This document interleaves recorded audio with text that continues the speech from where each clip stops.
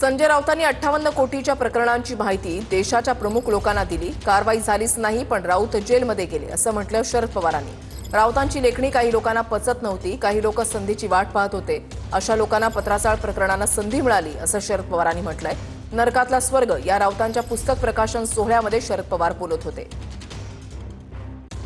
जवळपास 30-35 लोक असे होते, कंपन्या अशा होत्या की ज्यांच्याकडून पैसे काढले गेले आणि ती रक्कम 58 कोटीच्या आसपास होती.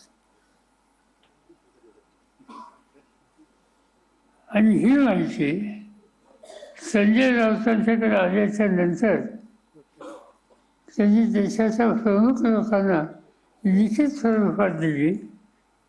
त्याचा परिणाम एकच झाला, कारवाई झाली नाही, त्यांना आज जावं लागलं. संजय राऊत